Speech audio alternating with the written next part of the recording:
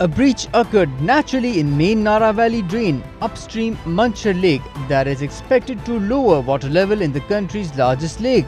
Manchar Lake has been witnessing a surge in its water level in recent days as floodwaters from the north and hill torrents from Balochistan flow southwards to converge in Sindh, leaving behind a trail of deaths and destruction.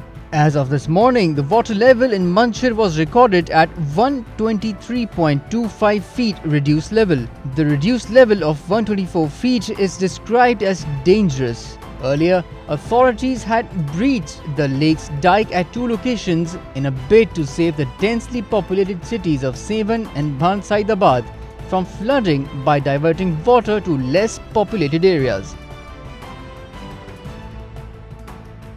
In a message commemorating Defence Day, Prime Minister Shehbaz Sharif said that anyone intending to hurt the bond between the country's armed forces and the people was not a friend of Pakistan, as he called for national unity to face the challenges posed by historic floods. PM Shehbaz's message made a veiled reference to a speech Imran Khan delivered recently about the appointment of the future army chief, which triggered fierce criticism from the coalition government as well as a tersely worded statement from the ISPR. His Defence Day message called for national unity as a panacea for dealing with unprecedented flooding which has inundated large swathes of the country, displaced millions and killed more than 1,000. Later, the Premier attended a ceremony at Pakistan Monument where he laid a floral wreath at Yadgar-e-Shohda to pay tributes to the valiant soldiers of the armed forces. Speaking at the ceremony, he once again highlighted the sacrifices of the country's martyrs and lauded them for selflessly protecting Pakistan.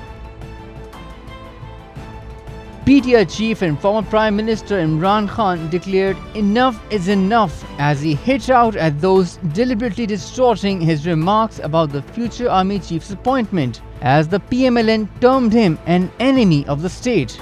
The ex-premier had alleged that PPP and PMLN were opposing fresh elections because they wanted to appoint an army chief of their choice in November, purportedly to save their skin in corruption cases. While PTI leaders had jumped to Imran's defense, President Arif Alvi had all but distanced himself from the situation. Imran, who had stayed mum on the matter since Sunday, said that he was following the intense propaganda against him that had been launched by the Pakistan Democratic Movement cabal of crooks.